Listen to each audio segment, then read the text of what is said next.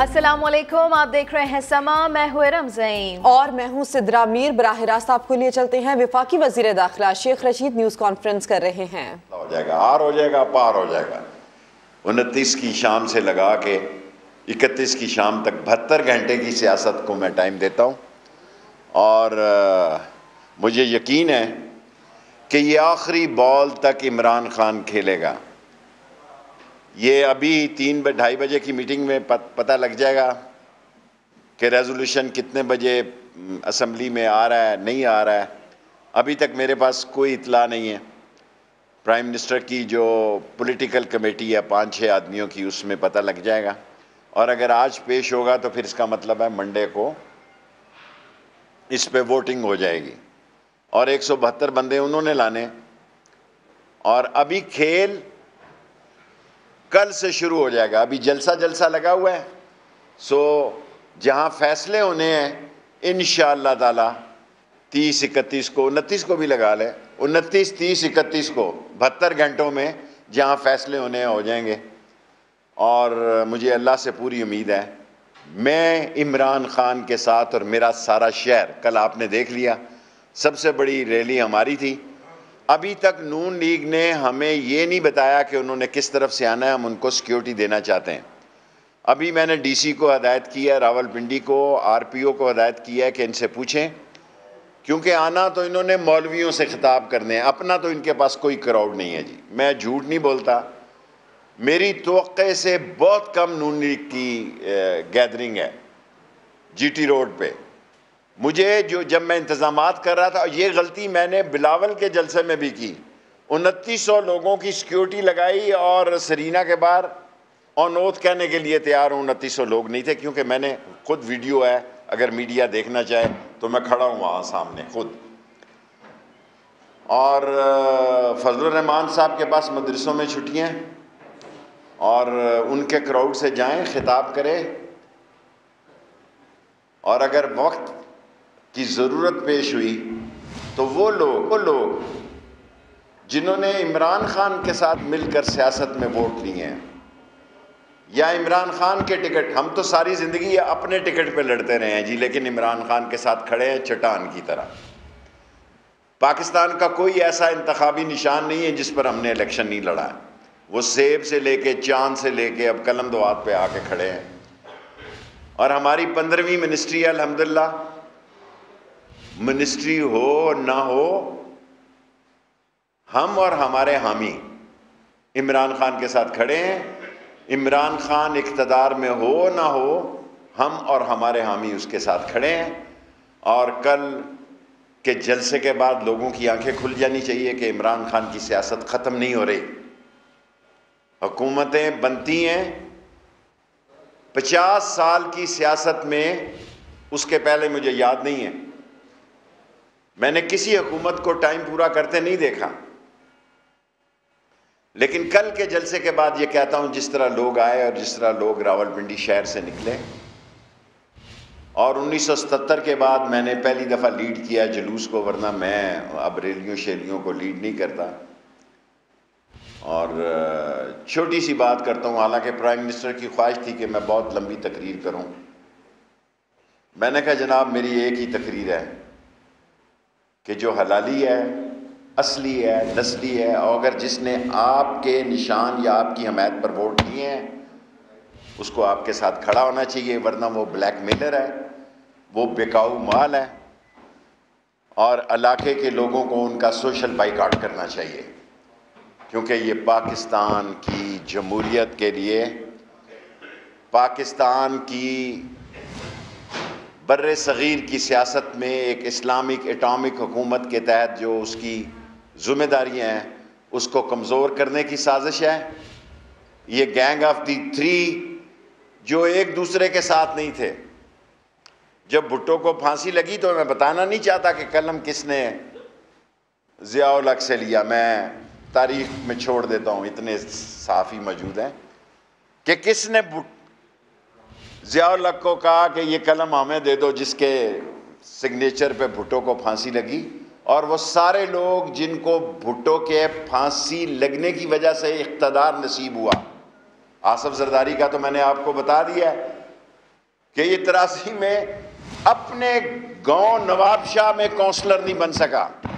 अगर मैं गलत कह रहा हूं तो कोई शाम को सिंध का तर्जमान कह देगा। और हाकम अली जरदारी की सीट पर इसकी जमानत जब्त हुई। बाद में प्लानर था, शातिर था, इसने सियासत को ऐसा खेला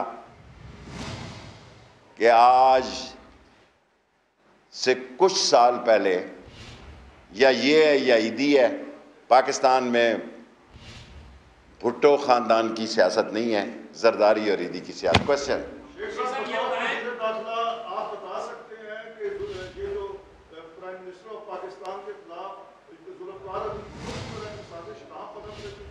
देखें, सियासतें होती हैं इंटरनेशनल। कल इमरान खान ने एक बड़ी बात की। पहले मैं ये बता दूं कि JUI के पास आज के जलसे की इजाज़त नहीं है, धरने की भी सुप्रीम कोर्ट ने कहा है कि किसी को धरने की इजाज़त नहीं है।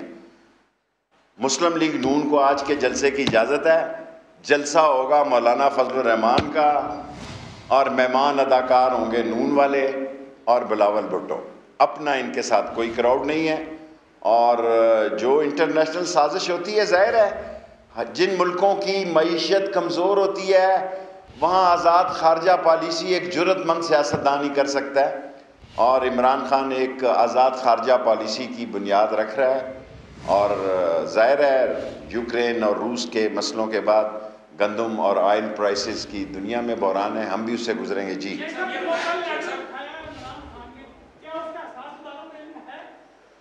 मैंने रात सुना है कि शाह महमूद ने कहा है, मुझे उस लेटर का कुछ नहीं पता। मैं जिंदगी में कभी वो बात नहीं करूंगा जिसका मुझे इल्म नहीं।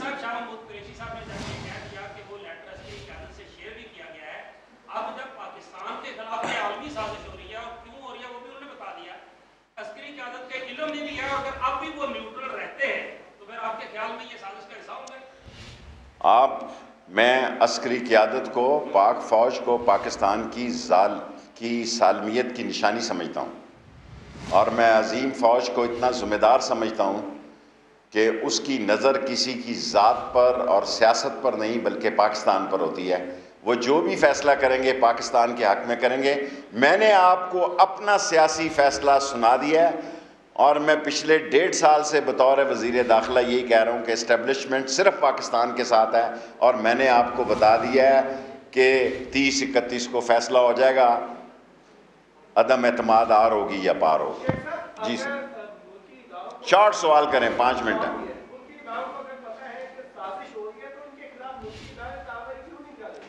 ये मैं मुल्की अदारों का स्पोक्स पर्सन नहीं हूँ, उनका सपोर्टर हूँ। सो ये ISPR की आप मीटिंग में जाएं और उससे सवाल करें। Of course, I am sure. देखें, मैंने तो सियासी तजिया कहा कि 30-31 को आर पार हो जाएगा, लेकिन मेरा सियासी वजदान मुझे ये कहता है कि 1 घंटा पहले तक भी सूरत हाल बदल सकती है, क्योंकि 172 बंदे उन्होंने लाने हैं, हमने नहीं लाने। मैं तो आपको पता है पहले दिन से खान साहब को कह रहा था कि हज के बाद इंतखाब करा दिए जाए और पंजाब असम्बली को तोड़ दिया जाए, लेकिन खान साहब ने मुझे ये ऐलान करने की इजाज़त नहीं दी। मैं तो इस मुल्क में एमरजेंसी लगाना चाहता था, सिंध में भी मैं गवर्नर राज चाहता था, क्योंकि बिक रहे हैं लोग। जिस जमहूरियत में वीडियो आ रही हैं, ऑडियो रिपोर्ट्स हैं, मुझे किसी ने कहा कि आप ये चलाएं कि ये थैले जा रहे हैं होटलों में, बिस्तर बंद किस्म के 50-50 की कड़ी। मैंने कहा यार ये बहुत गंद पड़ जाएगा इस मुल्क में। मैं ये चाहता हूँ कि इस मुल्क में बेशक लंगड़ी लूली कमज़ोर नातवा जमहूरियत हो, लेकिन जमहूरियत चले। ये ना हो कि ये कानों को टांगों के नीचे से हाथ लगा के कानों को पकड़े कि 10 साल तक ये हाथ मलते रहे। मैं ये नहीं चाहता। जी,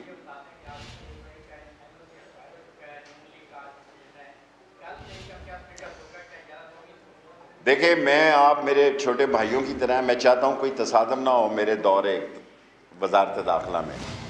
JUI का NOC ख़त्म हो चुका है, लेकिन आज नून का NOC है कि वो वहाँ जलसा कर सकते हैं। मैंने आपको कहा है कि उन्होंने मौलवियों को ख़िताब करना है आके, और मैं फजलुर रहमान साहब को कहूँगा कि इन दोनों लीडरों को दोनों पार्टियों को हैं कि बावजू आए उधर, क्योंकि रमज़ान के बाद तो लोगों ने तरावियों पे चले जाना है, उनका क्राउड भी ख़त्म हो जाना है। सो मैं उलझना नहीं चाहता। आज के दिन नून को इजाज़त है, कल PTI को इजाज़त थी, वो सारा स्टेडियम रात खाली कर गए। एक आपका सवाल हो गया यार, एक सवाल, उसके बाद कल फैसला करूँगा। अभी मैंने DC को कोई ऑर्डर नहीं किया, और जो करूँगा वो मैं ज़िम्मेदार हूँगा। और इंतज़ामिया ने बहुत ज़बरदस्त काम किया है, DC ने, कमिश्नर ने, सारी पुलिस ने, सारी इंटीरियर मिनिस्ट्री ने, रेंजर, FC, सब सही काम हुआ है। आज का दिन है, ये गुजर जाए। बाकी असम्बली के बाहर हम ज़िम्मेदार हैं, असम्बली के अंदर हम ज़िम्मेदार नहीं हैं।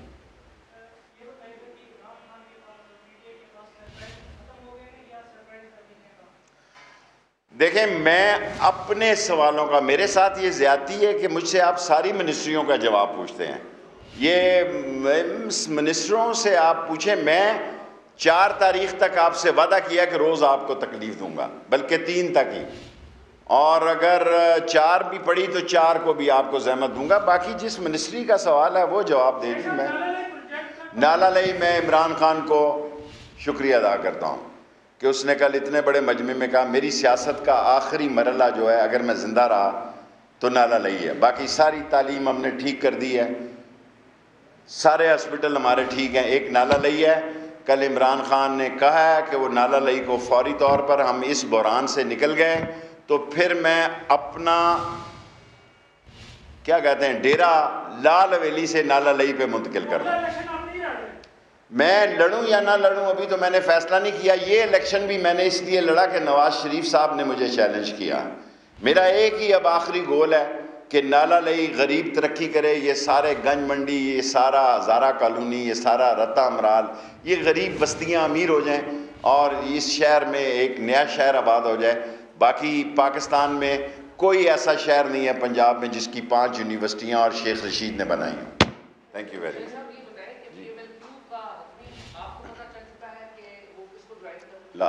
देखें, मैं PMLQ के वालदैन से मेरे तल्लुकात थे, अब मैं बोलता हूँ ना तो वो खफा हो जाते हैं। अभी मैं खफा नहीं करना चाहता, मैं शुजात का एहतराम करता हूँ, पर मेरा नाम शेख रशीद है। जो मुझ पे हमला आवर हो मैं उसको माफ़ नहीं करता। एक ख़ानदानी रिश्ता है, उसको मैं ज़िंदा रखना चाहता हूँ। वफाकी वज़ीर दाखिला शेख रशीद मीडिया से गुफ्तगू कर रहे थे। उनकी जानिब से ये कहा गया कि आखिरी बॉल तक वज़ीर आज़म खेलेगा। अगर आज तहरीक अदम एतमाद पेश हुई तो पीर को वोटिंग हो जाएगी। कल से असल गेम शुरू होगी। आसिफ अली जरदारी खरीदो फरोख्त के माहिर हैं। इस्टेब्लिशमेंट सिर्फ पाकिस्तान के साथ है। 30-31 को फैसला हो जाएगा। अदम एतमाद आर होगी या पार होगी। अदम एतमाद वाले दिन 1 घंटा पहले तक सूरत हाल बदल सकती है। तो वफाकी वज़ीर दाखिला शेख रशीद की जानिब से ये भी कहा गया कि अपोजिशन के जलसों में लोग कम सिक्योरिटी के अफराद ज्यादा हैं।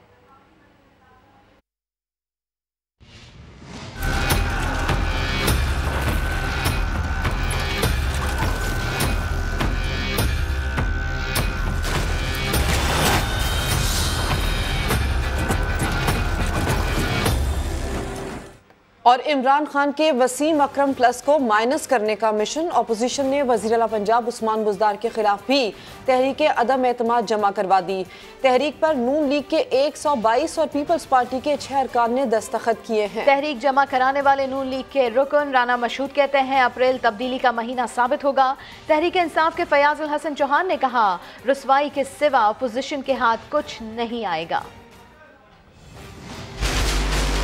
चीफ मिनिस्टर पंजाब उस्मान बुज़दार 7 आदमी है, ये है तब्दीली। उस्मान बुज़दार वक्त गुजरने तो ये वसीम अकरम प्लस निकल रहा है, ये वसीम अकरम प्लस निकल रहा है। इमरान खान के वसीम अकरम प्लस को माइनस करने के लिए अपोजिशन ने कमर कस ली। वज़ीर आज़म के बाद वज़ीर आला पंजाब उस्मान बुज़दार के खिलाफ भी तहरीक अदम एतमाद जमा करा दी गई। नून लीग के रुकन राना मशहूद का कहना था कि इमरान खान के साथ साथ उस्मान बुज़दार का जाना अब ठहर चुका है। पंजाब की आवाम का फैसला है कि हमें अब उस्मान बुज़दार की शक्ल में एक नालायक और नाअहल वज़ीर आज़म और एक करप्ट हुकूमत का गुमाश्ता जिसने रिकॉर्ड कायम कर दिए करप्शन के, हमें वो नहीं चाहिए। आज सुबह जब हम लोग जो है इस रिक्वेजिशन के ऊपर हमारी मोशन जो है इस पे 126 से ज़्यादा मेंबरान के साइन हैं। तहरीक इंसाफ के फयाजुल हसन चौहान ने समा से गुफ्तगू करते हुए यकीन जाहिर किया कि अपोजिशन मतलूबा नंबर्स पूरे नहीं कर सकती। मरकज से तो जनाब इन्हें कुछ मिला नहीं, ये सूबे में अब क्या लेने आए हैं। सूबे में तो इनके पास नंबर गेम पूरी हो ही नहीं सकती। इनको डर ये लग गया था कि ये असम्बली तहलील न करा दे। 120 अगर अलहदा से अपना एक ग्रुप बना लेते हैं, देन जो है ना वो इकट्ठे होकर कहीं पे भी वोट देते हैं तो उनके ऊपर डिफेक्शन क्लास नहीं लगती। हुकूमत और अपोजिशन के दावे अपनी जगह। स्पीकर पंजाब असम्बली चौधरी परवेज इलाही ने यकीन दिलाया है कि वज़ीर आला के खिलाफ तहरीक अदम एतमाद पर कानून के मुताबिक कार्रवाई की जाएगी। और जिस तरह हम बात भी कर रहे हैं कि मुस्लिम लीग नून और पीपल्स पार्टी ने पंजाब असम्बली में वज़ीर आला पंजाब उस्मान बुज़दार के खिलाफ मुश्तरका तौर पर तहरीक अदम एतमाद जमा करा दी है, तो इसी के ऊपर बात कर लेते हैं। जहांगीर खान हमारे साथ मौजूद है। जहांगीर, दोनों जमातें तहरीक अदम एतमाद की कामयाबी के लिए कितनी पुरुमीद हैं?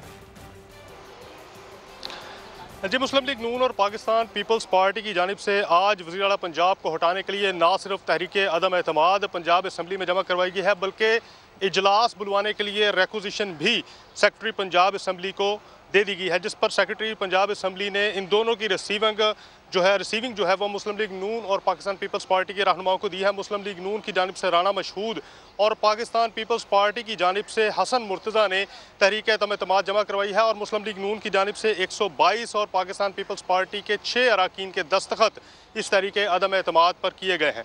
उन दोनों रहनुमाओं ने तहरीक अदम एतमाद जमा करवाने के बाद मीडिया से गुफ्तगू भी की है और उनका ये दावा है कि ये भरपूर तौर पर जो है ये तहरीक अदम एतमाद कामयाब होगी और 200 से ज़ायद अराकीन जो है वो राना मशहूद और हसन मुर्तज़ा का दावा ये है कि 200 से ज़ायद अराकीन वोटिंग के रोज़ इनके साथ खड़े होंगे और वज़ीर आला पंजाब उस्मान बुज़दार के खिलाफ वोट करेंगे। वज़ीर आला पंजाब कौन होगा आइंदा और स्पीकर पंजाब असम्बली कौन होगा, इस हवाले से इन दोनों रहनुमाओं का यही कहना है कि पार्टी के बड़ों ने अहम फैसले कर लिए हैं। आइंदा चंद रोज़ में यह भी अनाउंस कर दिया जाएगा और मजीद जो फैसले हैं उनके लिए ठीक है। जहांगीर, आप हमारे साथ ही रहिए, सूरत हाल मजीद वाज़े करेंगे। ब्यूरो चीफ लाहौर नईम हनीफ हमारे साथ हैं। नईम, मुलाकातें, राबते, बैठकें, दावे, तैयारियां क्या बता रही हैं? क्या होने जा रहा है? कोई बड़ा अपसेट? अभी मैं फयाजुल हसन चौहान साहब की गुफ्तगू सुन रहा था। वजीर जेल है, मेरे बड़े अच्छे दोस्त भी हैं। आप यकीन करें पंजाब में तहरीक अदम एतमाद की अगर सीक्रेट बैलेटिंग करवा ली जाए तो फयाजुल हसन चौहान भी उस्मान बुज़दार के खिलाफ वोट देंगे। ये मैं चैलेंज कर रहा हूँ और इतना बड़ा दावा कर रहा हूँ। इतनी ज्यादा जो है मुखालफत है पीटीआई के अंदर। मैं पहले भी बात करता रहा। ठीक, यानी कि आप ये कह रहे हैं कि पीटीआई के अपने लोग भी पंजाब में पीटीआई के खिलाफ वोट करेंगे? बिल्कुल बिल्कुल वफाक से ज्यादा मुख्तलिफ सूरत हाल नहीं है। जिस तरह ऊपर जो है मैं हमेशा बात करता रहा कि पीटीआई को पीटीआई से खतरा है, अपोजिशन से उतना खतरा नहीं है। बिल्कुल इसी तरह पंजाब में भी उस्मान बुज़दार की जो तैनाती थी उस वक्त से पीटीआई के बहुत से जो कारकुन हैं, बहुत से कुछ इस वक्त वज़रा भी हैं जो समझते हैं कि उस्मान बुज़दार को वज़ीर आला पंजाब बनाकर वज़ीर आज़म पाकिस्तान ने और चेयरमैन पीटीआई ने उनकी हक तलफी की है। उसके साथ ही साथ पंजाब की जो सूरत हाल रही और वो ये भी इल्जाम आयद करते हैं कि उस्मान बुज़दार की बैड परफॉर्मेंस और बैड गवर्नेंस की वजह से वफाक की हुकूमत भी मुश्किलात का शिकार हुई, मुश्किलात से दो चार हुई और आज पीटीआई की नाकामियों की सबसे बड़ी वजह पीटीआई के अंदर वज़ीर आला पंजाब को ठहराया जाता है। ये बिल्कुल निजी महाफिल में और बरमला ये गुफ्तगू सुनने में हमें मिलती है। बहुत से हमारे अपने भी दोस्त हैं पीटीआई के अंदर। तो अब ये सूरत हाल है कि वफाक की निस्बत ज्यादा आसान हदफ है अपोजिशन के लिए वज़ीर आला पंजाब को उनके ओहदे से हटाना।